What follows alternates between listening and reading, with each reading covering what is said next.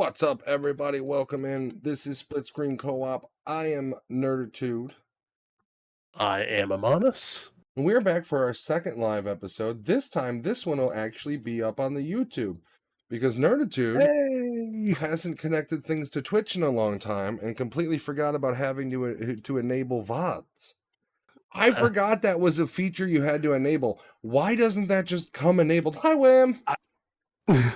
You'd think they'd get it by now. Like, make this as seamless as possible, please. Like, you have people just streaming from their cell phones, and you don't, you know what I mean? Like, just auto make them. And I think part of it is so many people do streams with music and shit playing in the background nowadays.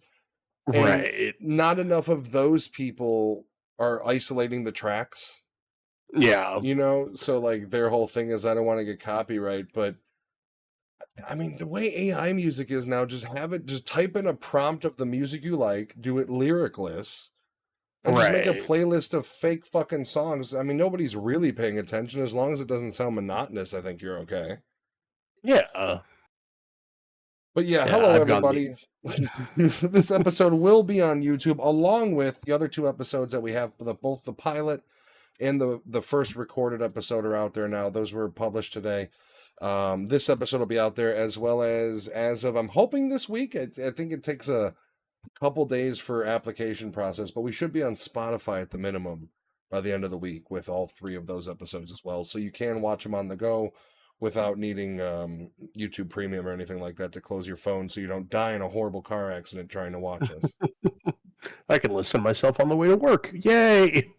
Oh, you know, I used to have the Nerd Term Movie podcast, and at some point we weren't doing, before we did live episodes, we only did recorded ones. And the problem with that is we would spend 6 hours. We would start at like 8 p.m. on a Friday night and go until 2 in the morning because of just so much bullshitting and yapping. And then I'd have to basically upload it to my cloud and listen to it in the car, and because it was the only time that I had to do a lot of driving at that point. But that was the only point that like I was gonna get time to listen to this whole fucking thing and edit it. And yeah, you get tired of your own voice very quickly. But welcome in, everybody. We don't have a ton to talk about today, but one thing that is kind of, I think, our biggest thing we're discussing today is Nintendo.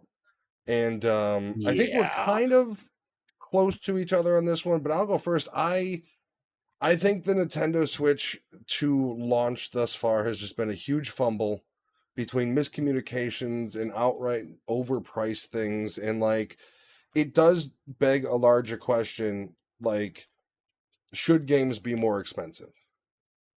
Is something that's floating out there right now. And there's a lot of models that people use, and we'll dig into them. But starting with Nintendo, I think it's way too expensive. I think it's really weird that they wait all this time. Like, they waited so long to premiere the Switch 2. And instead of making a huge splash where everybody's like, I gotta fucking have that, you don't have a great launch lineup. You're doing the same thing everybody else is doing, just like Sony's doing with the $10 upgrades on the other games. The Switch 2 itself has fundamentally no innovation. The comparable to Switch 1. The innovation they do have is their little clicky joy pods that are clearly be the first thing to fucking break. If anything's going to break, it's going to be that little piece of metal, a little spring or magnet, whatever it is. So like, and then they price it at $450 for the console, which I regularly see Xbox Series 1X's for $400. You can get discless PS5 for $400. So like, you've put yourself in competition with not only the console big boys, but also the handheld big boys, Stream Deck, ROG Ally, all of these things. And the gaming markets on those devices are A, bigger, and B, way cheaper. So I think there's a bit of an issue here. Yeah, I mean, for $450, $500, you're getting into low-end desktop PC territory. Super low-end, but low-end desktop PC. And the Switch 2 is just not powerful enough to justify that amount of that price point. So, to back up a little bit, the starting price point for just so the Switch 2. For everybody who is not aware, let me find this real quick. I just was looking at it. So the Switch 2 at the $450. That's just the base, right? Like, do you get a Right, Pro the controller with that? $450 price point comes with the console, 2 Joy-Cons, so the left and the right one, the standard ones that come with it. Oh, I thought it meant 2 pairs. Okay, wow. No, one pair, one set of Joy-Cons. The standard crappy block grip that you can slide the Joy-Cons into to turn it into a controller. The straps that you can attach to the Joy-Cons, so when you're flailing wildly playing games. Yeah. The upgraded dock, which the dock I feel like has been a significant upgrade. It's got a built-in fan, it's got a built-in LAN port, it's got USB-C, and it still has HDMI output. So the dock is definitely an upgrade. It comes with an ultra high-speed HDMI cable, the AC adapter, and the USB-C charging cable for whenever you're not docked. So I mean, that's kind of the bare minimum. I mean, their whole the console is the dock. Like, the console's the handheld, but without that dock, you're purely a handheld. You're not a console. Right. So that's the base $450 price point. If you go up to the $500 price point, they include so I've been calling it Forza Mario Kart. It does look really cool. Like, that's the most annoying part, is it looks like it's probably a lot of fun. Hello, camera. Yeah, it looks great. 1 second. Hey, hold on. I can't read the letters. Come on, camera. So anyway, it'll sort itself out. So at $500, you get one game. You get. It does look like a pretty cool game. Open world Mario Kart does really appeal to me. And now it looks very cool. Forever. You get the standard races. You get the ability to race. There's a standard race mode. There's a mode where you actually, part of the competition is traveling from race to race. So that's kind of cool. You get to explore the Mushroom Kingdom and all that kind of stuff. Have you ever played Need for Speed The Run? I have not. The last Need for Speed game I played was like 2. Okay, so people will, like, literally, if there's Need for Speed fans that watch this, they will fucking hate me for saying this. Need for Speed The Run is one of my favorite Need for Speed games, and it's everything Need for Speed is not. Literally, it's story-based. It's a road trip across the country, and instead of just, like, cutscening your way to the next city, you do these one-off races where you're traveling from town to town. I'm pissed off that they want to charge $90 for it, but that sounds legitimately cool. Yeah.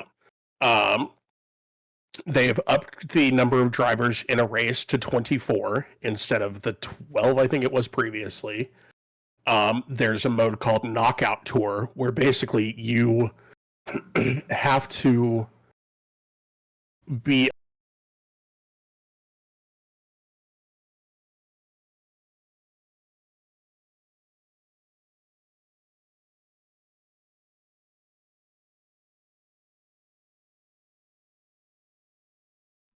One second, buddy. Our audio just cut out on us. We'll get it right back up. Yeah.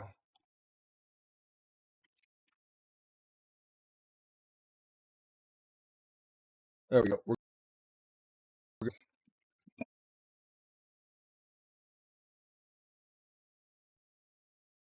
testing. Yep, there we go. Yeah, you're gonna go. Yeah, no, our audio. We're good. Yeah, wouldn't be a stream if there weren't audio issues. every time. Hi, KG. Yeah. Hi, KG. Thanks for coming in. And thanks for the heads up about the audio as well. So there is a new Knockout Tour mode where you have to finish above a certain place at the end of each race to be able to continue on. So that's kind of cool. I would dominate that mode. I'm just saying, I would fucking dominate that mode. Give me 150 cc's. I don't care. Yeah. And then there is a mode called Free Roam where basically you just get to drive around. And that includes the tracks as well as the space between the tracks, all that kind of stuff. So that specific game comes included with the Switch, and that bundle is $500. So you're saving $30 on the game right there. And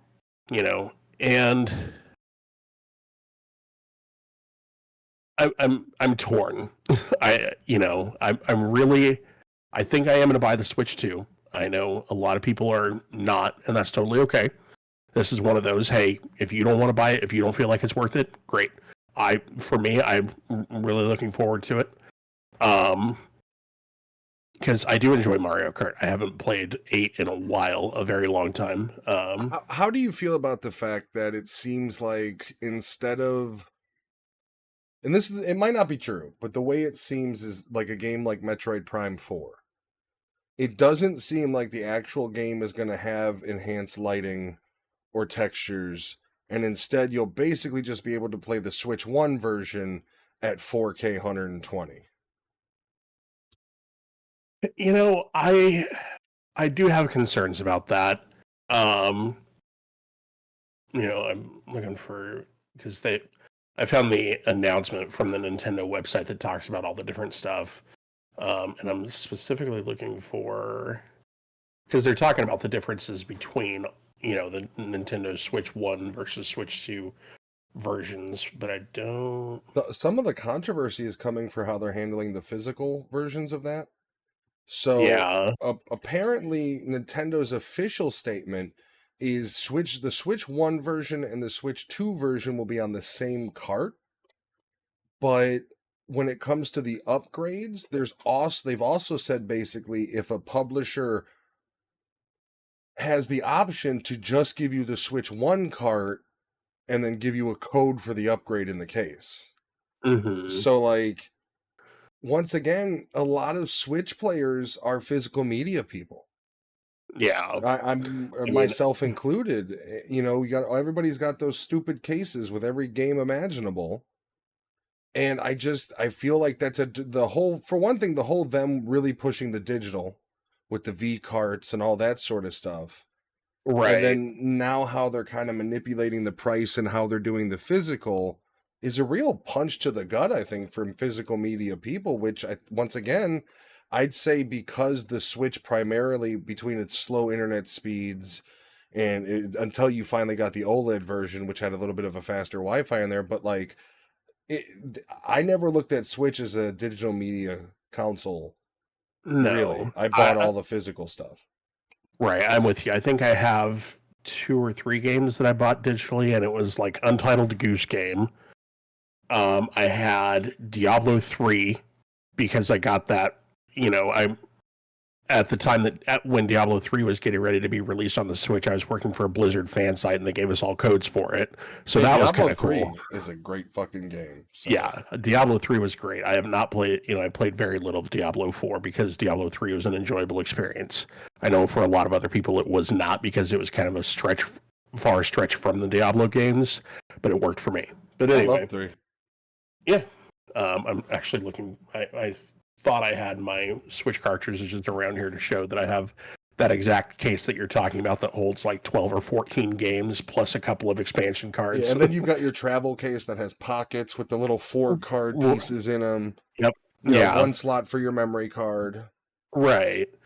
And I do think it's interesting that they're going to let the game developers pick which kind of cartridge they're going to have. But at the same time, I know that those cartridges have to be limited on how much game data they can actually hold. But I feel like for the games you're paying a premium, you better not give me a Switch fucking 1 cart. It better be a Switch 2 cart with a download copy for the Switch 1. Like, if I'm going to be spending a $90 premium on this, then I don't want the old physical heart. And I don't care if this is Zelda Tears of the Kingdom or a new game. If I'm paying your new upgraded price, I don't want a $10 voucher code. I want a physical edition that says Switch 2 on it. Yeah. And if you're not going to do that, well, then I guess I'm going to have to go digital because I'm not paying that egregious price. Yeah. Now, I do know specifically with Tears of the Kingdom and Breath of the Wild, first, the Switch 2 upgrades. Hi, Hannah. The Switch 2 upgrades are included with Nintendo Switch Online. So they're free. Okay. Which, by the way, which it's required for chat. yeah, if you want the voice chat, yeah, if you want to use rip off Discord, mm-hmm. it's part of you have to have. I think there's a 90-day or whatever like period. So everybody gets a 1-year free trial. Everybody who buys the Switch 2 gets chat basically for free, assuming you have a Nintendo Switch Online subscription. I believe everybody gets like even the base one. Even the base one, yeah. As far as I know, everybody gets the chat stuff until March of 2026. So, as with all drugs, the first hit is free. But once again, Nintendo is how many years late to the chat game, right? And you're gonna fucking charge people. I mean, now I will say that, I mean, yes, they're behind the curve on the chat thing, but they're also going straight to video chat. It's not just voice chat. Yeah, let's talk about the optional. How much is this fucking camera webcam that they're selling? I guarantee that you're going to be able to use any basic webcam, like. You would think that, but neither Microsoft nor Sony allow it. Yeah. So that's what concerns me is there going to be some sort of like proprietary, like, no, you have to get this Nintendo camera that looks like a Mario flower pot. You know what I mean? Yeah. I'm curious to see how that works because you're right. It's entirely possible that they could pull a Nintendo and go full proprietary. They did not do that with the ability to, because I have Switch 1, I have the dock sitting on my desk, and I have just a basic USB to network dongle. It's like, it's not a Nintendo branded one or anything like that. KG, you know what? The reason you want to video chat on the Switch, particularly while you're playing Forza Mario Kart, is so that whenever I hit Nerd's ass with a blue shell, I can see the anguish on his face as I blow past him.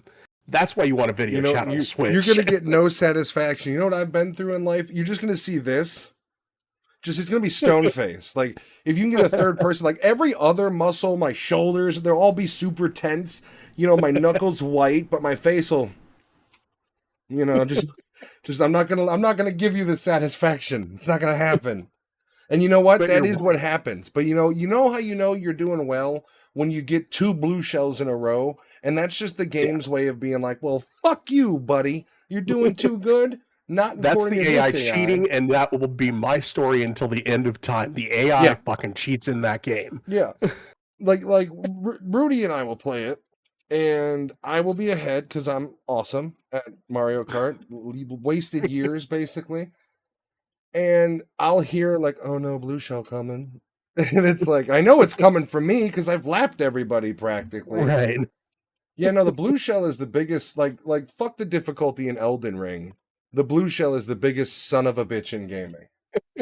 I rarely put my Well, I mean, I think it's neat for them to have like video chat included, but once again, if you really wanted to innovate, you would have put a camera on the Switch somewhere itself. You'd have hidden a little camera lens in there, so you don't need an extra thing. You could just go, no, I could just use my Switch as my camera, my conference camera. That would have been that would have been the cool Nintendo thing to do. Would have been like, no, you don't have to buy shit.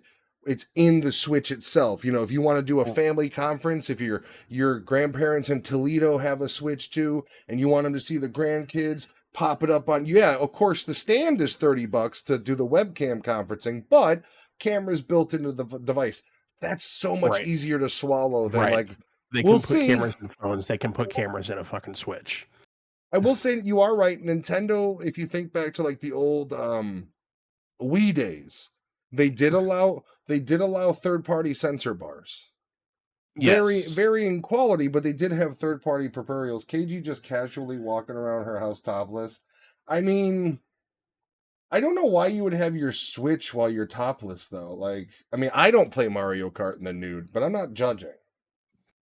Look, what I do in my own house is my own. You know what? If I want to play Mario Kart naked, rubbed in baby oil, that's what I'm going to do. Maybe I shouldn't hit the little C button on my Joy-Con. Perhaps I shouldn't look directly into my Mario Flower Pot camera. You can't see anything from this down, but I'm doing something. Cagey's got a point. It gets hot. It gets hot here. You know, I think about Friday with his father just disrobing entirely to take a shit. That's what I think of when I think of With the places air like freshener. yeah, just he's just buck naked, just spraying it everywhere. So you know what? Maybe I'm wrong. Maybe one day you want to play some Mario Kart. You've gone completely nude because the AC isn't working properly in your bathroom, and oopsie daisy, you accidentally pressed the chat button. Video on. You Or got hot titties on the Switch too. or you're dating somebody remotely, you're playing some Mario Kart online, it turns into strip Mario Kart, and who knows what happens. Okay, I'm gonna let's ask the let's ask the ladies, if you were dating somebody and they were like, I know that we have $2,000 pieces of phones in our hands, and you've got a computer, I've got a computer, but hear me out. What if we do some freaky shit exclusively on Nintendo Switch's video chat? That's a red flag. Am I wrong? Like I'm a guy and I'm kind of like, that's kind of fucking weird, man. Like I don't know if I'd be it. I mean, I guess if that's your last resort. But wouldn't be my first go-to of like I've got a cell phone in my hand at all times of the day. My first thought wouldn't be like, thank God for that video chat on the Nintendo Switch, eh? Oof. This Oof. chat has taken a wild left turn. They all know it's true because they know that when they walk into that guy's apartment, there is giant stuffed animals everywhere. Mm-hmm. Probably mainly Pokemon. Ladies, if your man ever says it puts the lotion on the skin, run. You would look great as a giant rabbit. Say what? Huh? Rabbit? What the fuck does that mean? So we don't.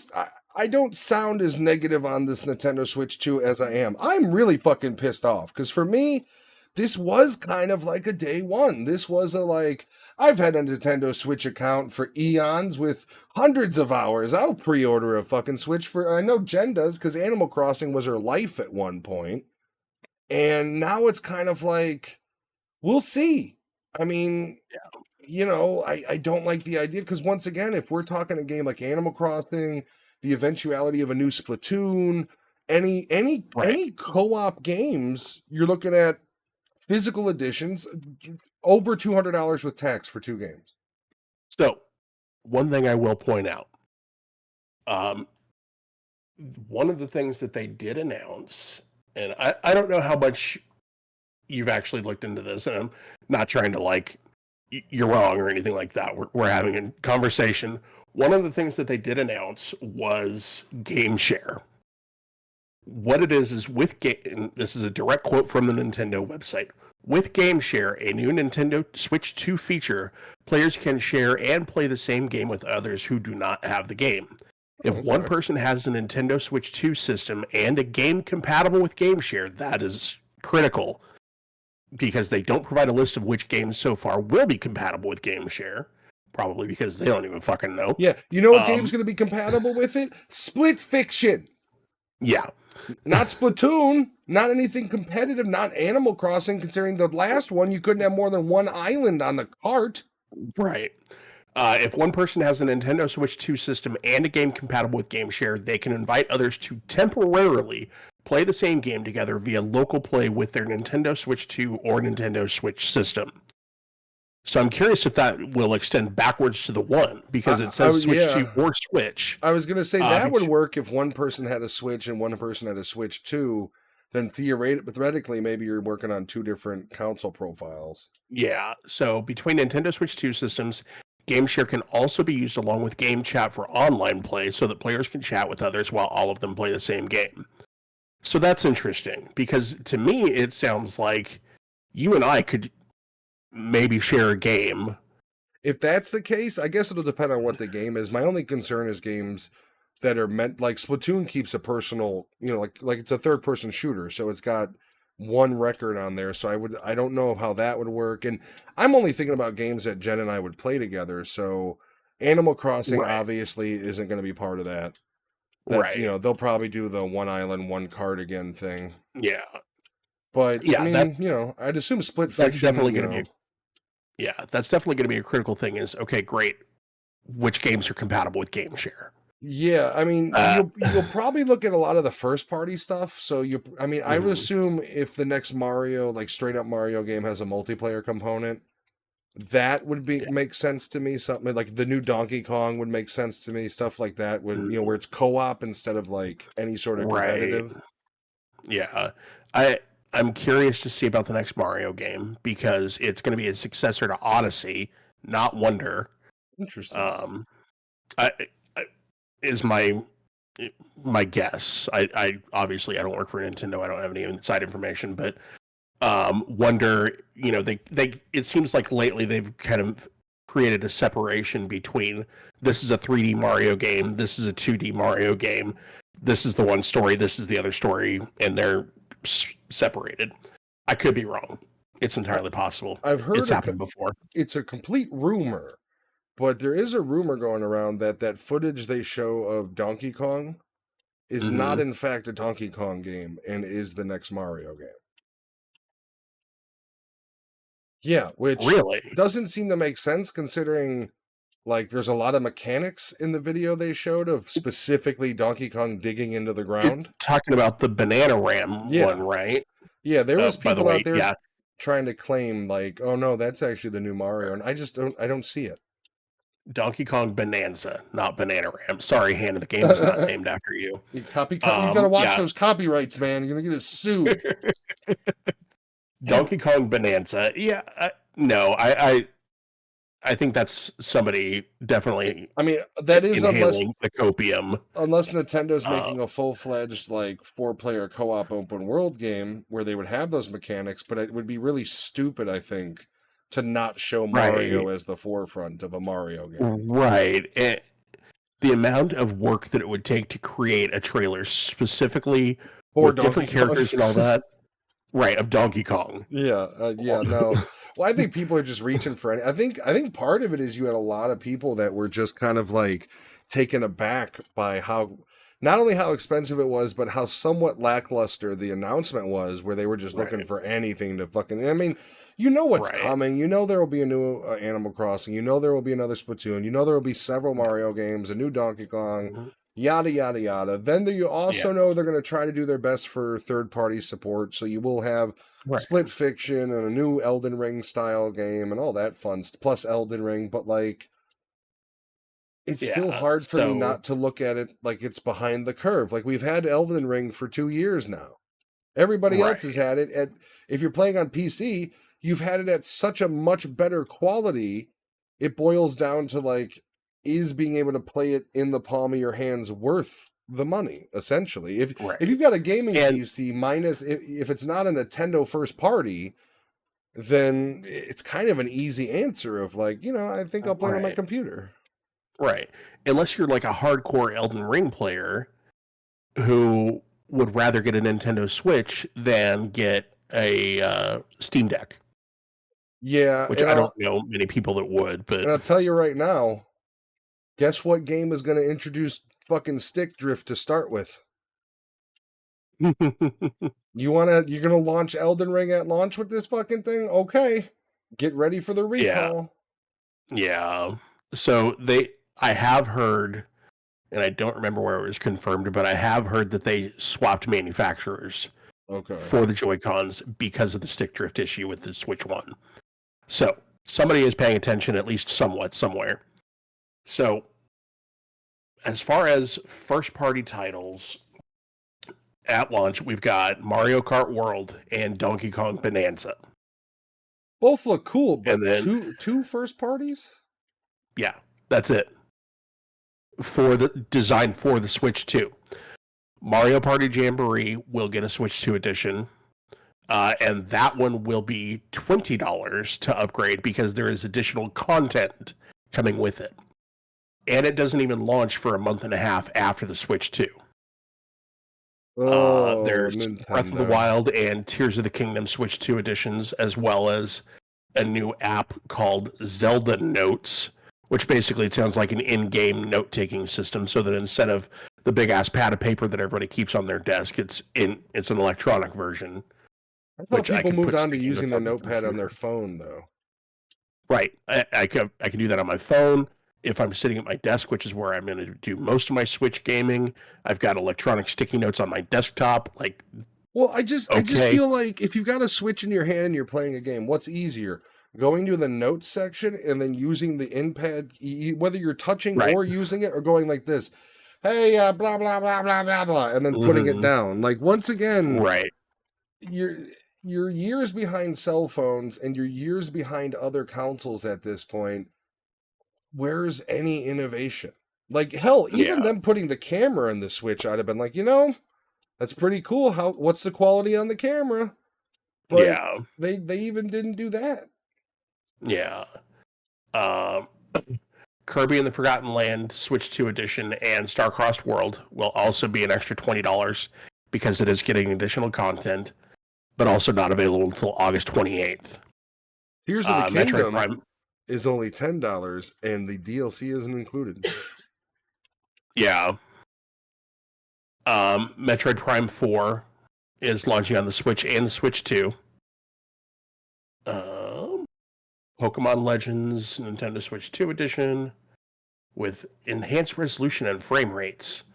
I mean, which Kirby Air Riders Remaster. Which once again, higher resolution and a 60 frame rate on or 120. That's cool, but Mhm. I think it's the same like concern you have where it's just, or for me it's the concern of like, yes, higher resolutions make games look better. Yes, higher frame rates feel nicer when you play them.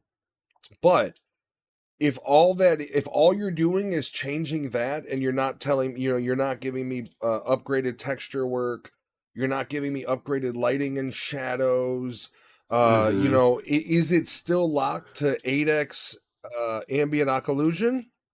Or is it going to be 16x? Like, these things matter when you're talking, for me at least, when you're talking upgraded hardware and upgraded potential. And it does, Right. like, at least for this initial blast of announcement, it really just seems like, no, it's the same version. We're just giving you, for 10 or 20 bucks more, you'll get a higher frame rate and you'll be able to play it Yeah. at full 1080p on the handheld and up to Mhm. 4K on the dock, which is Right. great. It's cool, but at Yeah. a certain point, it's not enough. In fact, I think even Yeah. at launch, it's not enough. Like No. if this thing has 10 times more power than the Switch One, then I should see it beyond. Oh, I could play it at 60, like Zelda. Like a Pokemon game that doesn't run like shit on the Switch. That's awesome, but it still looks like shit because they've changed nothing but beyond giving it, a nice little, huge little boost. Yeah. We need to, by the way, speaking of Pokemon, we need to go back to the top-down 2D, like, old version of Nintendo Pokemon, and or at least change the catch mechanic, because sitting there playing with my Joy-Con and having to do the, like, Pokemon Go, oh, let me flick my Pokeball. I'm like, no, I'll say just let me this. catch it normally. Pokemon Yellow was the pinnacle of Pokemon, okay? Absolutely. Give me that again. Just give me that on every console. I'll buy it on PC today. Yeah.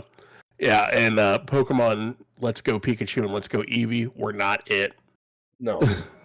No, I saw that and I was going to buy it and because it was supposed to be the remakes. I was like, "Okay, Mhm. this will be cool." And then you read reviews and it's like basically everybody's just like, "This is a piece of shit. It's nothing like you remember." And it's like, "Oh, well, Yeah. there goes that." Yeah, it was not great. That's one that I regret. I mean, I will say the full 3D Pokemon game, the few couple of them they released were pretty Mhm. good. Like they were Yeah. fun, but they were so technically beat to shit because of the Switch One's limitation. It would be nice if they said, "Hey, $10, you get to run it at an actual 60 frames a second with an actual 4K output." Okay, that I can justify that. I've already bought it. It's a Yeah. $10 upgrade. But when you're talking Metroid Prime 4, Hmm. Resolution and frame rate are not enough. I especially with No. the what 15 years it's supposedly been in development or whatever the fuck it's been. It's been literally they Yeah. built a version of it, were unhappy, destroyed that version and started again. Like Yeah. for the case to be like no, basically the same thing, just looks runs better. And that's not enough. Yeah. That's your basic Yeah. PC gamer. If they load any game older, they're going to get that. If you go load any of the Batman games right now, you'll be playing the most flawless version of those games with the highest quality you can, and you can get the entire trilogy for $10. Don't Yep. tell me that a higher frame rate and resolution is a worthy upgrade. It's like, Right. come on, give me more. As a nerd, I want more. I want Hmm. nitty gritty. I want to know that you're trying maybe to implement ray tracing, even though I'm not a huge in favor of ray tracing. At least tell me, hey, it's in here. We figured out how. That's some of our innovation. We figured out how to get ray tracing on a fucking handheld. Yeah. And part of me is curious, based on the price point, if this is not overbuilt to see what they can enable software wise moving forward. It's not likely, but part of me wonders if that's the case. Like, oh, hey, we're gonna slide some extra stuff in there. We're not gonna tell anybody about it, and then in the first update or the second or third update, they're gonna start enabling stuff like, hey, we're enabling this. Well, shit, I didn't even know you had that. Well, I think you are going to see that. I think you're going to have the natural progression of the first wave of games that are out for Switch 2 will be more or less carbon copies of their Switch 1 counterparts with higher resolution, higher frame rate. My hope is year 2, year 3, you start seeing pure Nintendo Switch 2 games where they're developed for Switch 2 and they try to get them to run on Switch 1 instead Yeah, of develop for Switch 1 and then let's beef them up for Switch 2. I want the priority to be Switch 2 in development because it's the same yeah, problems you're seeing with the 2K games. hmm The new WWE game, it looks great, but it got a lot of criticism because they're still making a basic Xbox One S version and a basic PS4 version. So the entire yeah, framework can only be built and improved upon that instead of doing entirely new systems. And I think at a certain point, they're going to have to develop for the entirely new system and then think of way of get the rest to work. right. And I think that I absolutely support backwards compatibility. I'm glad that they're enabling us to play Switch 1 games on the Switch 2, even if there's no difference. The fact that I'll still be able to Yeah. continue playing the library that I already spent several hundred, probably close to Millions $1,000 of on. yen. Millions of Right, yen. right. But when the Switch 2 comes out, cut bait on the Switch 1. Yeah, Like, and not only that, but don't sit like there and hamstring yourself, handcuff yourself to, oh, let me develop games for a 5-year-old system at this point. yeah. Well, my question is, how come they didn't take the Microsoft approach? And like Microsoft's approach with the 360 titles with the frame boost and stuff. Why Mhm. isn't that with every game? Why can't I pop in any of my Switch titles and simply using the raw power of the console? Like, don't give me options. Right. If I put in a Switch 1 game and there's resources available on the Switch 2 to run it at a higher resolution and run it at a Mhm. higher frame rate, do it. Like it shouldn't be, oh, Right. you spent $10. Here you go. Here's a better experience. Like for Right. me, if they would have come out and put their dick on the table and said, look, every game is backwards compatible and every Switch game is going to run better. Some select Switch games will have upgrades because we've put even more work into those, higher, textures, better lighting. Right. But every game, no matter what, simply because, as we said, this console's 10 times stronger, any game Right. you play, you're going to see the benefit of. If you play Splatoon, it'll be flawless 60 frames a second at 4K by standard because it's got the overhead to do it. And instead, they limp dicked it and they came out with Yeah. a lackluster launch and all these kind of, extra gimmicky things. Like I equate Yeah. the camera for the video chat to being no different than Sony bringing out a PS5 Pro that it cost $80 for a disk drive and $20 for a stand. It's just this Yeah. nickel and diming on top of raising prices Right. on physical media is the worst part about it. And we all know Yeah. that if you're a Nintendo fan, you know the sales are never great. No. Like they've gotten better over the years as Nintendo's kind of pushed more and more towards digital. You can Yeah. get some good digital deals, but on first Yeah. party shit, you're relegated to Nope. like Black Friday and Cyber Monday. Yeah. And even then it's like Yeah. $5-10. Yeah. Yo, don't worry. You can have $6 off of Mario Party. It's like, thanks, Right. Nintendo. Which once Yeah. again, at this point, at $90 a pop, it fucking hurts, man. Like, Yeah. and it's only going to make the gaming industry as a whole worse because now everybody. I mean, if Nintendo, and here's the thing: is Right. what's the budget on a Mario game? Because like if Grand Theft Auto Right. 6 came out and they're like, "Yo, we've spent $1 billion on this game. It's been in development for a decade. Mhm. It's a $100 game." Yeah. Nobody would be happy with it, but you'd have a lot of people going, I'm going to play it for years. I've played GTA Yeah. 5 for a decade. I'll Right. play this for a decade. Well worth the money. I'll buy 6 different versions of it. Fuck it. But how much does it cost Why are to you gonna make call a me out like that? I'm in the same boat. I'm playing the enhanced edition on PC, which I already played on PS5. But like, how much is Mario Kart cost to produce to where you justify it? Right. Like, if you're spending hundreds of millions of dollars on a Mario Kart game, that sounds like bad fucking business. Considering all you do is smash levels that have been together and created already and 3D render them. Like, what are you The doing? basic code of the game doesn't change. Car go forward, car go backward, car turn left, car turn right. Like, and that was the same I'm sure complaint it's more I had on. complicated than that. To any software developers watching, don't at me. Don't come after the show.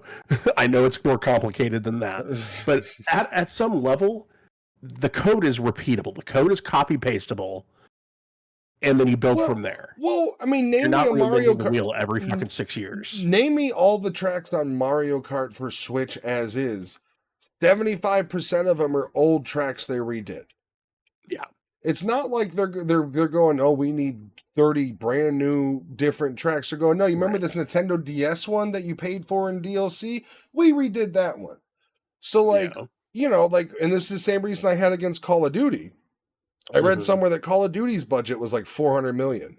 Where? Yeah. You're not fundamentally changing the formula. It's the same fucking game every year, and it's gotten more and more that it's not free to play, and it's gotten more of that free to play bullshit shoved into it. So like, once again, it's hard for me to feel bad for development and publishing companies more like it. When GTA's taken a long time. It's probably taken $1 billion to make. You've made 20 billion on GTA Online. I don't feel bad for you. Nintendo has made billions on Mario's name alone. I don't feel bad for them.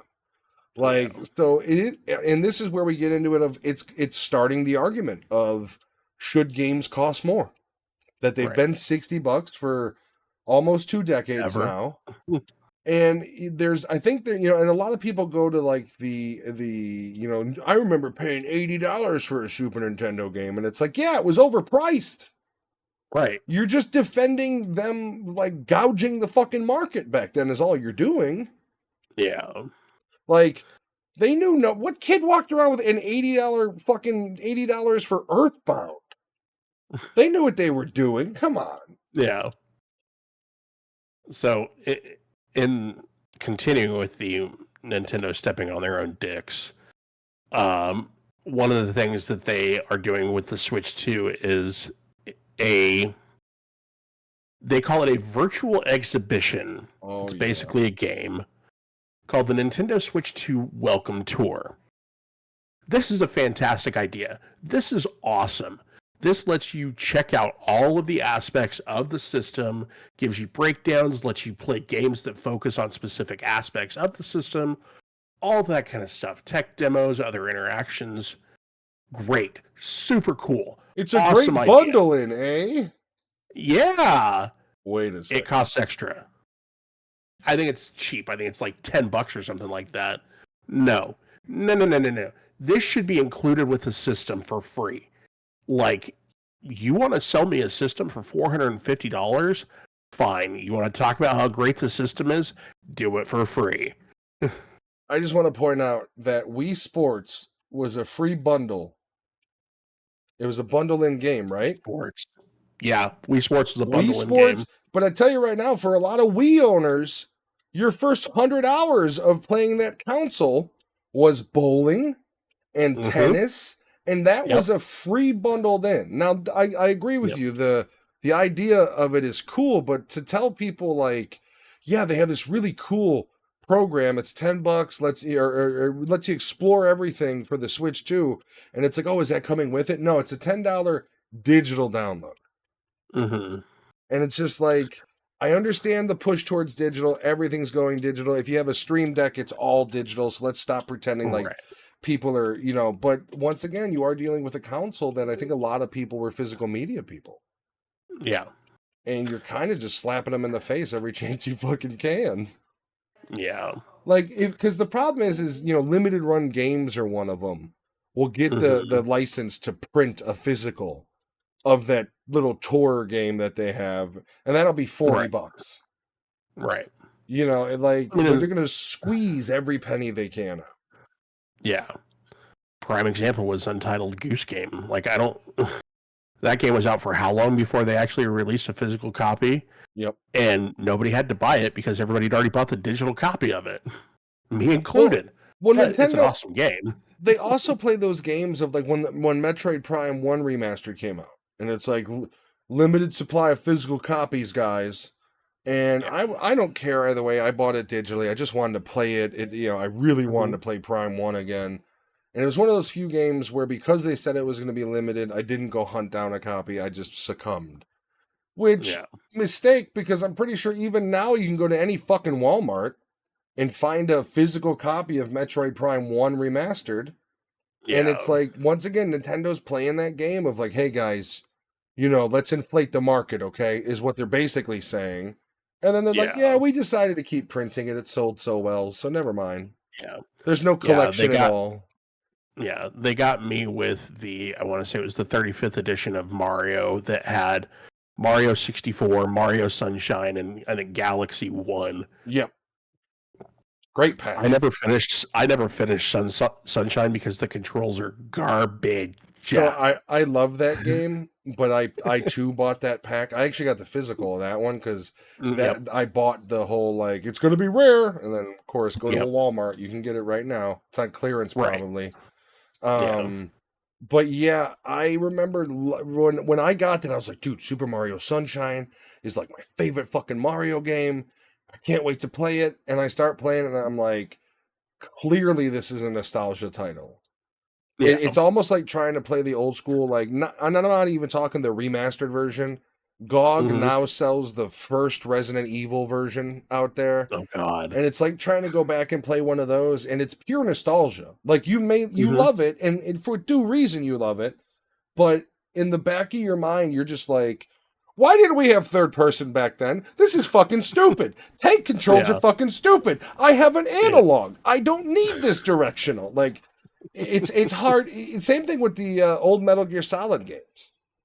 Yeah. Like, beautiful, amazing games. But when you try to play them now, it's like, once again, I have an analog. I should be able to move more than just 4 ways. Right. It's I love old school gaming, but sometimes you play them. Like we were talking about the abandonware games. There's just some games I'll download one and I'll be all hyped and you get 5 minutes into it and you're like, I guess I used to like this game. Right. Just defeated and your childhood is crumbling before your eyes and it's like, fuck. Yeah. Yep. Well, and the other thing too with that Nintendo, the 3 Mario game bundle is like 2 weeks after I think they announced that, oh, we're putting this out, it's going to be super rare, blah, blah, blah. 2 weeks later, they announced the Nintendo 64 Virtual Console for the Switch 1 with Mario 64. You sons of bitches. Now, I will say, I am kind of excited. I'm telling them, Wim, I am kind of excited about the GameCube games. And if the GameCube library is good, it will make me buy the expansion online. Yeah, I that I'm like if looking they put forward to. like Eternal Darkness. Hmm. If they put that out there, like, oh, dude, I'm Yeah. all in. Yeah, the GameCube was a generation of Nintendo that I missed. I did not, I didn't have a GameCube. I didn't have access to it at that point. But other than that one and the Wii U, I believe every like actual console of Nintendo I have owned at some point in my life. Um, not the not the 3DS or anything like that, but just a Nintendo, Super Nintendo, all those. So the So 3DS, I'm looking forward to that one. the 3DS was one of the first, like, because Rudy never really was much of a gamer. Hmm. And I remember when we got the 3DS, she started playing with that and started getting into it, and it slowly started to develop. And then the Switch was a big one between Splatoon and Animal Crossing and all that. So like, Yeah, we're definitely will be picking up Switches, like Switch 2s. yeah, It's just more right. of a when instead of an if. But I don't know, man. I hope they course correct a little bit. Like, I don't want to hear any of this bullshit about they pre-priced it for tariffs. No, they didn't. No, To stop, like, it's just not true. Stop it. right. Well, and the other thing is they held off too long on telling us the price. Yeah. Like Well, it was, all they've this known, mystique. right. They've known for significantly longer than it's not like they woke up April 2nd and said, okay, we're going to price this Switch 2 at this price. No, you've decided that for months. Yeah. You could have leaked that. You could have come out and said, hey, look, here's the deal. This is going to be as expensive as hell, but we're going to have a lot of great things for you. They're just not handling it well Well, at here's all. the thing. They've known the price since quarter 3 of last year at the latest, because they have to make their next year progression or their next year Right. estimates of their sales and all that. Yep. So they've had the price for probably at least a year. Mm-hmm. Let's stop fucking around. And I think people would have respected it more. You know what would have been the smarter thing to do? As soon as Sony announced the Pro, Mm-hmm. announce the fucking Switch too. Because Yeah. people are going to be they were already so like, oh, dude, fucking $800 PS5 Pro. Are you kidding me? Then Nintendo would have been the hero of like, hey, You come in looking technically, like reasonable at yeah, 450. yeah, like you can get the console plus like a flagship game for $500. There's no other, you don't need to buy a stand. You don't need to buy this. You don't Right. even need an extra controller because each one of the Joy-Cons works as an independent controller. They could have been the Yeah. fucking hero because even at that price point, it wouldn't have looked nearly as ridiculous Right. as it does right now. And I think the problem is they announced it when nothing is going on. Yeah. You announced it also at a time when people were already kind of like, I don't really want to spend $100 on GTA 6. Do you think they're going to charge $100 on GTA 6? Right.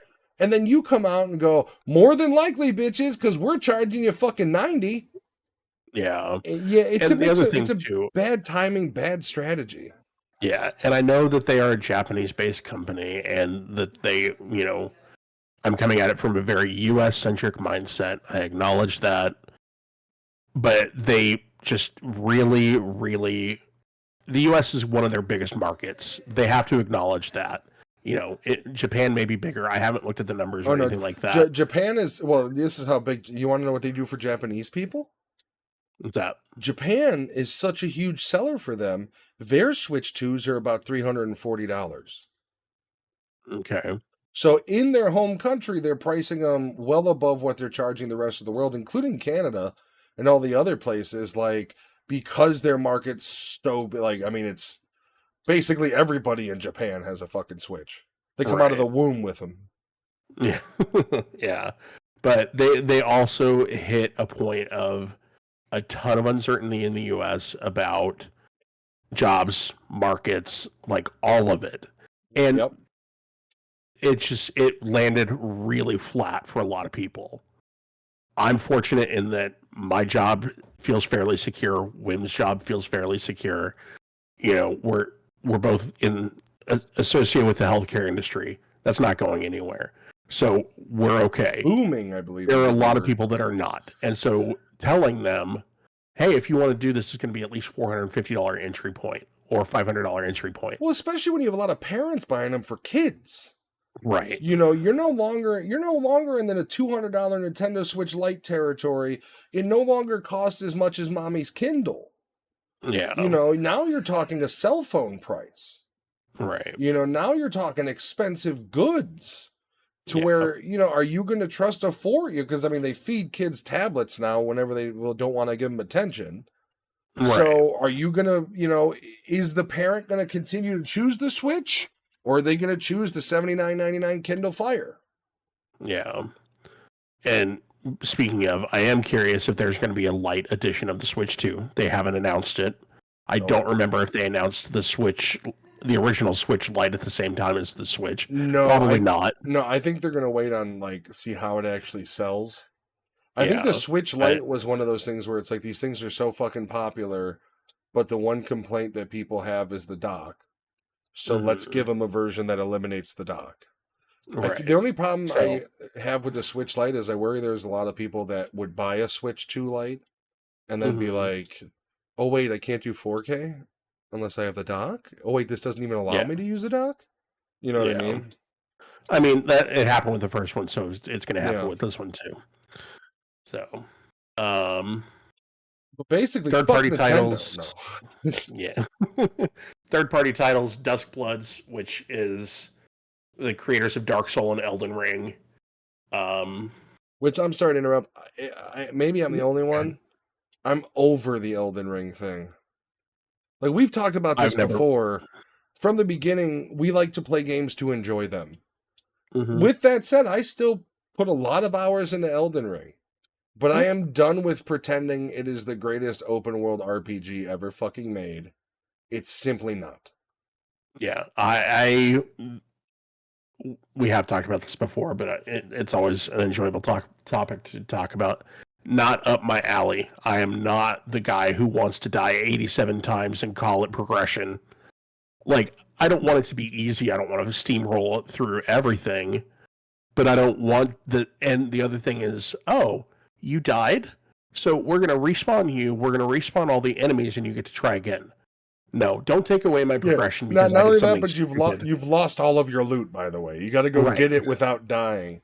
But it's also one of like, and once again, we've talked about this before, but the problem with gaming industry is a lot to do with the gamers. And it's one of those things of like, whatever, I'm going to sound like a dick, but if you have somebody who's trying to beat the same boss 50 times and they keep dying and they justify it by like, yeah, man, but the sense of achievement when I do beat them, it's like, go outside. Like, you're not achieving anything. Right. Go get a job. Like, I don't mean to be like, fuck, dude, it's a video game. Like, I am not a trophy person. I don't give a shit about platinum games. Like, if you are a Call of Duty bro or one of these people that spends 10 hours trying to beat a boss on Elden Ring and, like, that fulfills you, like, go touch some fucking grass, dude. I don't know what to tell you. Like, that's just not me. Yeah. Like, there's other things to do besides, like, don't get me wrong, I'm okay with a good 10-hour session of a game. But within that 10 hours for a modern game, I'm probably getting close to the end, not beating one fucking boss. Yeah, like if you play 10 hours of Tears of the Kingdom, that's 2 islands or 2 sections of the world map you finished off. Not going, like the problem with Elden Ring too is it's all abstract. You know, where it's like, you know, a traditional RPG open world is going to give you kind of guidelines and go talk to this person. Elden Ring's one of those games where you play 30 hours and the game's like, oh, you didn't talk to this person that you can only find by going through the pool of death. And because you didn't find this person, you're kind of cut off from the rest of the game. Yeah. I didn't hit that in it, but if I would, uninstalled so fucking fast. I'll tell you right now. If you told me, hey, you just wasted 30 hours, you're locked out of this entire section of the game because you didn't. Yeah, no, I am not. I'm not here for that. Like nothing would piss me off more than if I'm talking about Elden Ring with somebody else who's played it, and they go, "Wait, you didn't do this mission chain?" And I'd be like, "What mission chain? I didn't know." Oh no, you got to explore to the furthest. Oh fuck you! I'm not doing it. Playing a game. I'm not trying to discover the new world. Get the fuck out of here. Right. But now you can experience on Nintendo Switch, which once again, Switch 2's Joy-Cons are going to be sacrificed wholesale when that game hits for it. I'm telling you right now. People are going to be trying to play Metroid Prime 4, and the stick drift is going to be so bad because they play Elden Ring right before it. It's just going to destroy them. Yeah, so Duskblood's Hades 2, which is already out Yeah. on other consoles. I think EA it's in Sports early Pen. access right now, right? Or is I it don't full-fledged? I think it's full-fledged. Oh, okay. I liked Hades. I should check that out. Yeah, I thought it was good. The music absolutely slapped. So I'll have to check it out again. It was on Game Pass for a little while, the first one, and I played it and I enjoyed it. So I'll look I was at thinking it. about checking out that Blueprints game on stream. Was that what it's called? Blueprints? Yes. Yeah, it looks interesting. I like the art style. Yeah, it was a lot of fun. I have not played it again since the other night, but it was a lot of fun. I was watching another guy stream it last night, 2 nights ago. A lot of fun. I definitely recommend. Like, I've only played it for 2 hours, but I want to play more at some point. EA Sports Madden NFL, EA Sports Football Club. I will say, NBA 2K.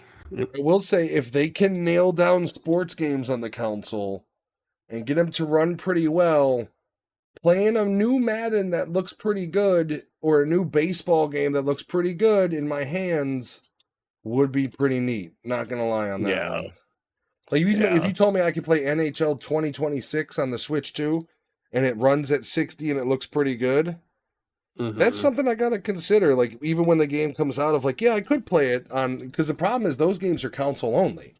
So then you actually give me a decision. If you tell me MLB The Show is out on PS5, but it's also out on Switch 2, maybe we got to talk. I don't know. When it comes to that, that seems like it'd be fun to play on the go, like a sports game. But the problem is Switch 1's been so underpowered that, I mean, they released, I think, when this is how old the Switch 1 is now, but when WWE 2018 came out, I think it was the only way you could describe it was completely and utterly broken. Just the console couldn't handle it. Yeah. Hyrule Warriors Age of Imprisonment, which is basically, is that an upgrade? It's a prequel to Tears of the Kingdom, but it's a Hyrule Warriors game. See, that's a game that for me, I'd be in on. I love those games. Split Fiction. Hyrule Warriors is this winter, so you got several months. Split Fiction, Cyberpunk 2077 Ultimate Edition, Final Fantasy VII Remake Intergrade, Street Fighter 6, Civilization 7, and I want to come back and talk about that one. Hogwarts Legacy. Civ 7's an interesting one for them to put on. Yeah. Bravely Default, Borderlands 4, Tony Hawk Pro Skater 3 and 4, Elden Ring Tarnished Edition, Yakuza 0, Fortnite, which will be interesting, Enter the Gungeon 2, Hitman World of Assassination, and Project 007. Original Bond story coming to the Switch 2. Not an exclusive. I'm in. I'm sorry? That's not an exclusive, though. It's going to hit everything. It doesn't say exclusive. I agree with you. I'm 100% in already. I don't even care. Yeah. Starseeker, Astroneer Expeditions, Daemon X Machina, Deltarune, Survival Kids, Star Wars Outlaws, and Silksong. Which we still have no details about. I tried playing Star Wars Outlaws because I signed up for Ubisoft Plus for a month to play Assassin's Creed. Yeah. It's just not fun. Like it runs fine. It looks really good. It's one of the few games that when you pause it, the way they do the HUD and everything, it looks like you've paused a TV show, which is really kind of a cool effect. But the game itself is just boring. It's very stealth oriented. Like that's what I've heard. Like I want to go in. Like you're giving me a third-person shooter Star Wars game. Let me be a fucking stormtrooper or something and just blast away. Like I don't want stealth. And, like I put probably 8 hours into it, and it's just kind of fucking boring. I mean, if you're going to do a stealth game, you need to have the ability to progress both ways. If you want to go full stealth, go full stealth. If you want to go run and gun, go run and gun. Yeah. You have to have both. And they it's about balance, Nintendo. I mean, I from what I understand, for some, like, the problem is if you, when you're supposed to be doing stealth, you can theoretically, I think, shoot your way out, but the whole game is faction based. So if you're doing a stealth mission where you're supposed to be stealing from a faction that you're in good standing with, if you get caught at all, you lose your standing. So you lose all incentive to play it as a run and gun shooter, which frankly, that's all I fucking want. I don't want to have to be hiding in Star Wars grass every 5 seconds to knock somebody out or walk past them, which is the majority of the gameplay. Right. No, bring me back to Splinter Cell. Yeah, okay, exactly. If you were to do, give me, and that's how Ubisoft could win. If Ubisoft could win, if they not only brought back a great Splinter Cell storyline, bring the multiplayer in, create a battle royal where it's 50 spies versus 50 mercs throughout a certain whatever size landscape at night. Yeah. Like, if they started giving fans fanfare again, all they need is a couple really good entries into franchises they love. They need another Splinter Cell, a good one, a new good Ghost Recon, and you also need the problem is they're shooting themselves in the foot every chance they get. Have you seen the new comments about the Crew lawsuit that's going on? I have not. So people are suing Ubisoft because the Crew they took completely offline. And they to the effect where they removed it from people's libraries. And they did it because they're no longer housing the servers and the game was an always online game. Yeah. So people are suing them, and their latest basic statement is it's unreasonable for gamers to think that they can keep their purchase indefinitely. Yeah. And that's why California, I am from California. I will always love California. Some of the stuff that they've done is absolutely inane, asinine, stupid, whatever you want to call it. I love the fact that California state law now requires game companies to include in their language on digital purchases that it can go away at any point. It doesn't make me want to buy digital content any more than it did previously, because I don't want that experience. I don't want to go looking for a set of movies and say, "Oh, hey, it's gone." In the PC market, you have no choice. Right. And the fact that they're making companies acknowledge that and put that out there is a step in the right direction for the game industry, because that is why I hate specifically digital content. I have 6, 8, 9 bags of DVDs in my office behind me because I hate digital content and I need more. Like, I have series in there that are unfinished. I need to go out and get the rest of the DVDs for them because I hate digital content. Now, they're in my office in bags because we're not watching them, because most of what we want to watch is on streaming services, Hulu, Netflix, it's just easier. Disney Plus, all that. But one day those services are either going to go away or they're going to reach a price point where I'm just like, this is not sustainable. Or the content itself is going to get removed DVDs because of licensing. Right. I mean, how many times have you gone to watch a show that you knew was on HBO Max? You fucking saw it a week ago. And then you go to watch it, and it's just gone.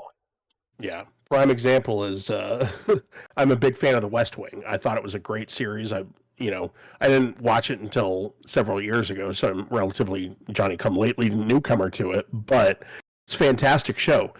It's on HBO Max. They took it off without warning at the end of, like, February, I think. There was a freaking riot. People were like, oh, no. Put it back. It was like, it jumped to the top of Amazon's digital sales list day one that it came off HBO Max. And here's the thing: you mean to tell me the licensing is that fucking much? Right. Like, how much there's not anybody looking at the numbers of how many people are watching these shows and doing the math of, like, if 30-40% of your user base is watching the show, then maybe spend a little bit more. But the problem with those licensing deals is it's usually not like, oh, we want West Wing. It's like, no, we want West Wing plus 200 other titles, including shows and everything. But I hate, like, I don't remember what the show was, but there was a show on Netflix where we were talking, by the time we got around to being like, yeah, we're going to watch this show, fucking gone. Yeah. And There was some show on CBS, Paramount Plus. They have all the CBS content as well. Yeah. But I forget what the show was called, but it was the one with, and now I can't remember his name either. The guy that played Joey in Friends. Matt It was LeBlanc? not. Yeah, thank you.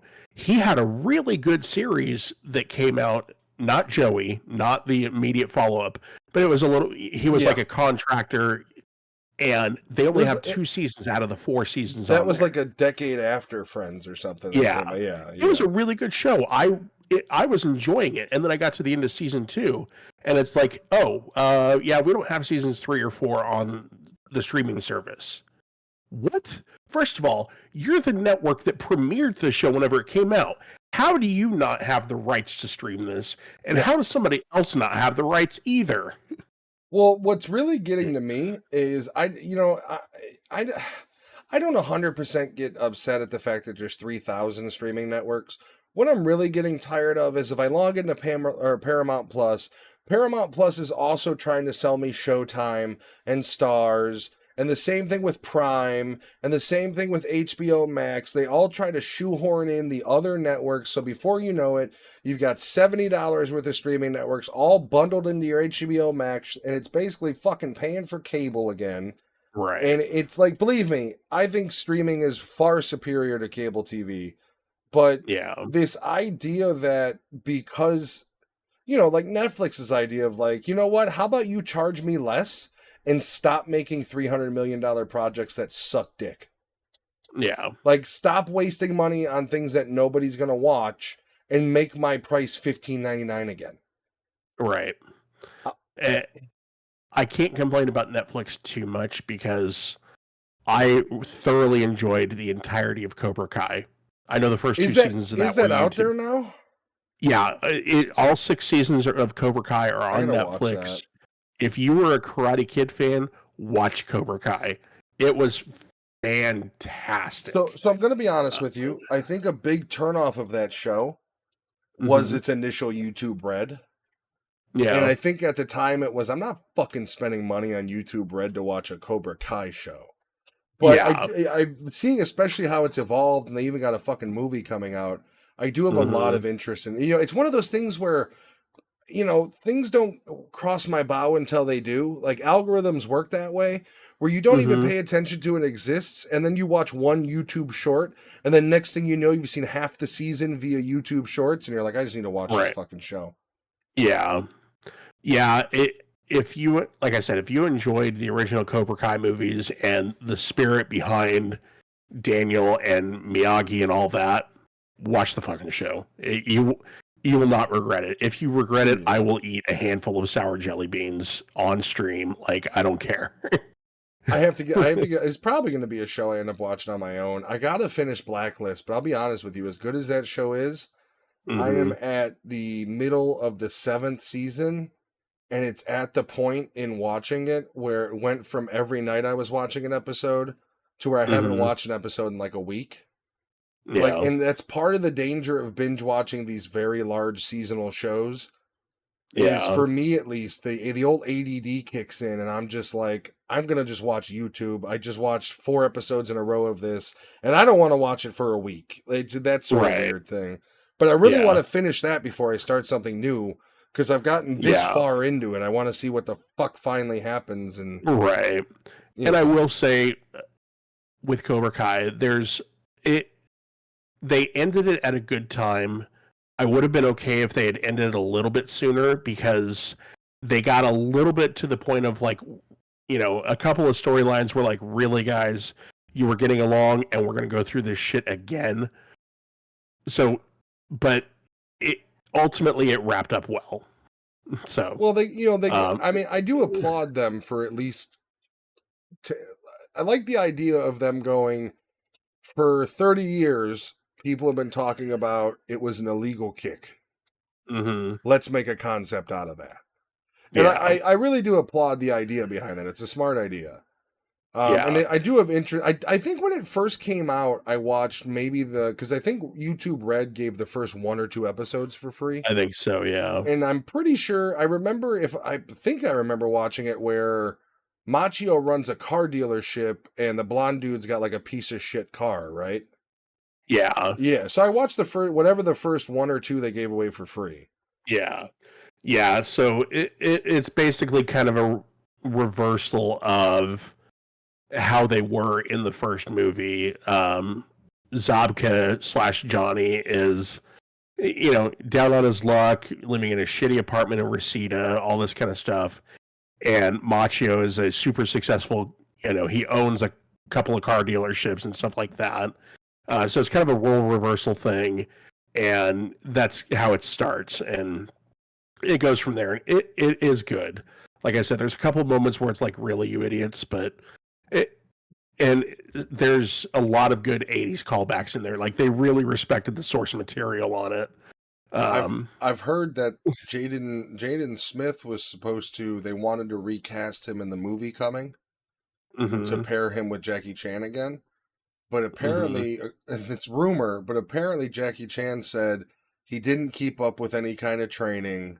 He's basically become a weirdo. We need to recast him. And I just find that fucking Yeah, funny. If that's true, yeah, that's fucking funny. Because he's right. yeah. Kid's a I fucking mean, weirdo. That's what yeah, happens when you're raised with unlimited resources and do whatever the fuck you want attitude. right.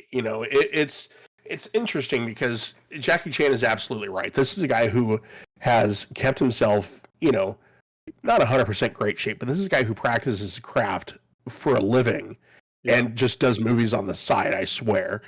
Um, Well, not only that, but so of like, course, have you ever seen the oh fuck, now I can't remember what it was called, but he did do a serious movie, and I can't remember what the name of it was. It might have been The Informant, but the whole thing was is his daughter gets taken out in an IRA bombing, I believe. And he's former like Chinese special forces. This is old man Jackie Chan. And oh, okay. he goes and he basically it's Jackie Chan's version of Taken, except he's not looking Okay. for anybody. They've already murdered his daughter. Oh, And it's one of those weird ones where for the first time he uses guns. Like it's one of those movies. It's not a Jackie Chan movie. It's a movie right. that somebody wrote and he auditioned for, I think, and they were like, okay, and it's really good. And it's not an action packed movie. It's much more of a drama slash thriller. But Okay. yeah, I'll remember the name at some point. Not no, The Yeah. Foreigner. It's called The Foreigner. Okay. I'm looking at Like his filmography right now. yeah, it's a late one. Okay. I think it probably came out less than 5 years ago. 2017. Yeah, and Yeah. so more than wow, I'm old. More than 5 years ago. But yeah, no, it was a weird one because it's Jackie Chan, but he's not doing the Jackie Chan using step ladders and shit. He literally Hmm. basically becomes a terrorist against these terrorists and just starts like there's a point where he goes into their hideout with a fucking machine gun. And I was Oh. like, "Okay, Jackie Chan, I see you." But to be fair to the guy, I think he has kept pretty good shape considering he's had, the same amount of broken bones as Evil Knievel. Right. Huh. So while I was looking up his filmography, apparently in December of 2022, Jackie Chan confirmed that Rush Hour 4 is in development. You know what's funny, dude? I just bought the 3-pack of them for like $10. I'm Mm-hmm. excited to watch those. Those movies are great. Yeah. All right. Do we wrap up the Switch or was there more on that? I didn't. I don't know if we finished the Uh, listing on it. no, I think we're kind of done. Yeah, we went through the list of games. Like, there's some good stuff to look forward to, but all of it's to look forward to. It's all third party stuff. Like, there's unless you are really into Mario Kart or like one of the couple of games that are coming out soon, I get why people aren't looking forward to it, why they don't like the price point and all that. So, Well, see, I'm just my problem is I'm on that fence of like I am looking and like that's the hard part for me yeah, is I really am looking yeah, forward to it. It's just you every adult, Nintendo fan, I'm pretty sure got a good punch to the chest. yeah, when, they saw the pricing. And then every parent who has their kid already using a Nintendo Switch Lite going, oh, I'll get them the Switch too. Like, they love this fucking thing. They never fight, blah, blah, blah. And then they're going, wait, $500? Like, that was $200, $500? So it's, I don't know. It's just hard to swallow because, like, normally you have some sort of innovation from Nintendo on top of it. And there really isn't any, it's beside, they're kind of going the Xbox PlayStation route of more of the same, just more powerful. Yeah. Which is also, I think, might be the gaming industry's fault, because I think we have hit a certain point of graphic fidelity and development where it's like, how much better can these games actually fucking look? And I think that's always kind of been in Switch's favor of like, you can play a Switch and every first party game looked good enough. Yeah. Especially when you understand the hardware, but like at a certain point, what is, I think that the problem Nintendo ultimately will face is consumers have a different mind at that price point on what good enough is. And I think that's going to be their biggest difficulty. Well, and here's something interesting, because I made it to the bottom of that article. I'm curious how much, because they have the MSRPs listed for everything. Switch 2, $450, Mario Kart World Bundle, $500, Mario Kart by itself, $80, Donkey Kong Bonanza, $70. The Pro controllers are $80. Oh, I wanted to bring that up. I'm sorry to cut you off again. Nope, go for it. And this goes across the board at this point. Why would anybody spend $80 on a controller when you can get almost all the time an 8-bit Duo Ultimate on sale for $50? Right. And the one that even comes with the charging docket. Right. Like, unless you're specifically looking for the chat function and the additional buttons on the back. But it's like, I can buy an Xbox Elite controller for probably about the same price, use it across multiple consoles. Yeah, I think the base price is probably $100 or so on those, but it's the same price Sony has. Sony's PS5 controllers are really nice. I actually really like the PS5 controller. It's $70 base price. Like, and once again, you have excellent controllers like the Ultimate Duo. And at a certain point, the markets, it used to be, you need a cheap Switch controller. They're $20. They glow up way too brightly, and they're pieces of shit. They're made basically on 3D printers. Now for $30, you can get a plug-in Ultimate controller. Yeah. There's a couple facets, and I hope you're right. I hope the webcam can be any webcam.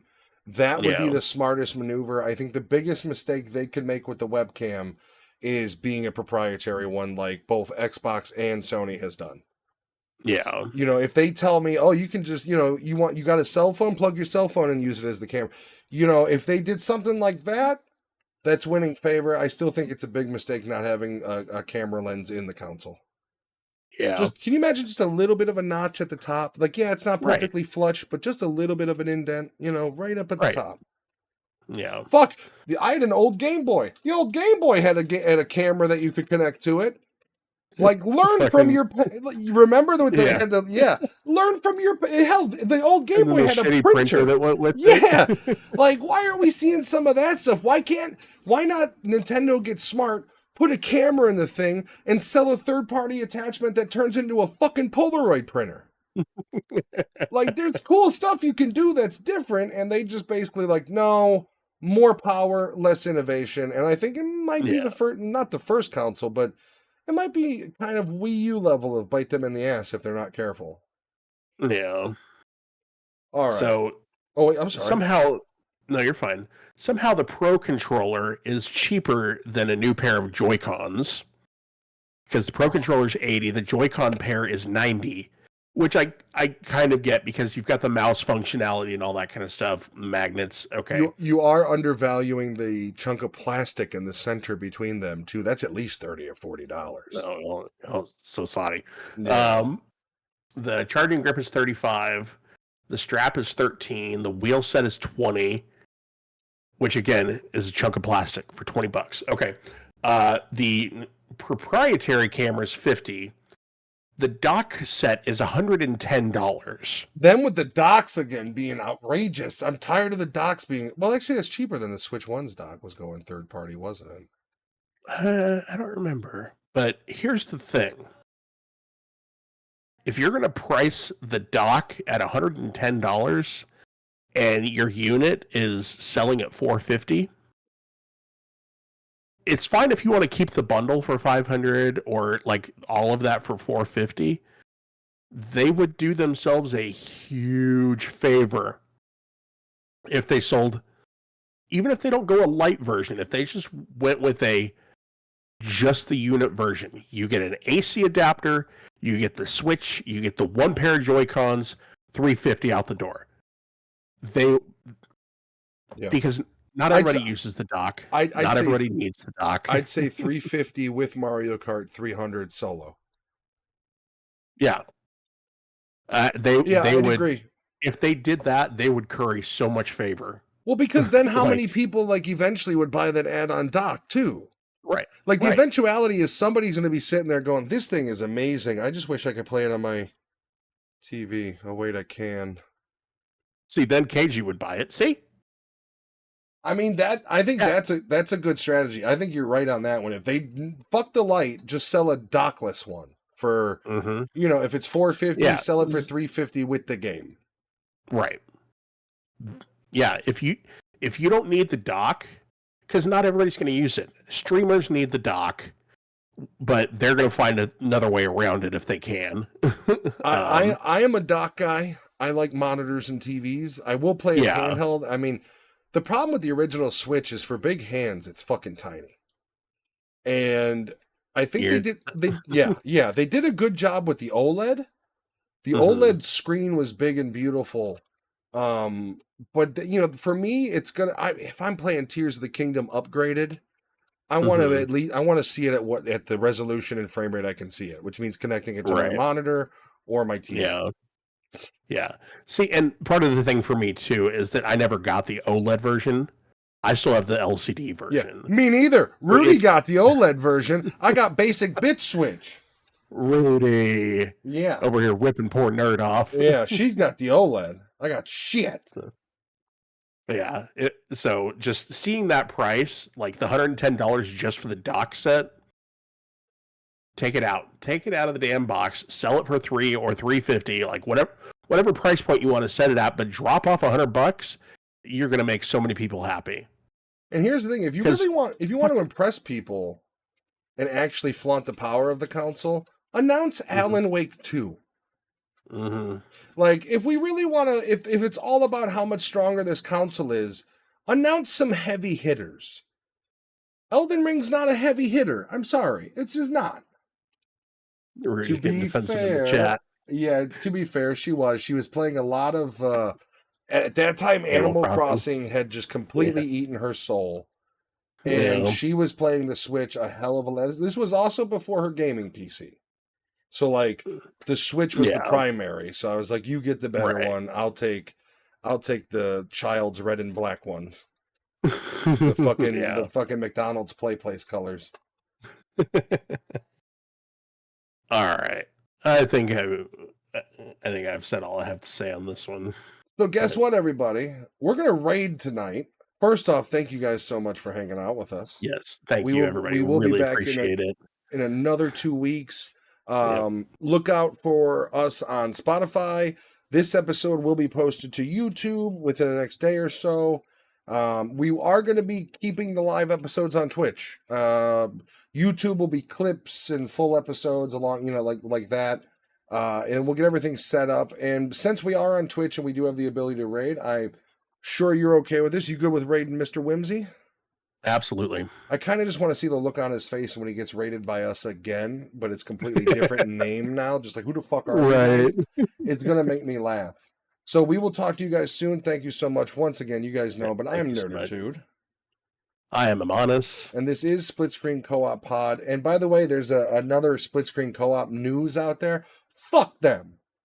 But that's a little joke. We were there's this other. They started their channel literally a month after us. Imanis found them And I just looked at the channel like when it was created, and I immediately was like, "Oh fuck them, we referred." So now it might be a running gag of saying "fuck them" at the end of every episode. We'll see. We'll see if I can remember how long I can Yeah. keep the hatred going for. All right, we are going to put through the raid for Mr. Whimsy. We'll be setting that up now. Thank you again, guys, so much for hanging out. I don't know what next episode's topic was going to be. This one was just Nintendo. I should have named it Nintendo's Under My Fucking Skin, because that's my reality. But eventually we'll be doing an episode where it's like, hey man, these Nintendo Switch 2s are pretty fucking great, aren't they? Like there will be an episode where we're sitting sometime around June when it comes out. yeah, like little children going, dude, Nintendo Switch is so awesome. Wait, I gotta click this. Oh, did we raid in? No. It's giving me No. this acceptance thing. I don't want to collab. I just want to raid. All right, that didn't work. I don't think Rudy has the controls for it. I tried to set her as admin, but let me try that one more time. Because it did not pull us anywhere. Let's see. It would help if I can remember to spell his name. All right, let's see. We'll put it through. I'm going to hit start raid again. And hopefully it does what it's supposed to. Yeah, because I know it's got that like 7 or 8 second delay, and then you can. Oh, he might have raids off.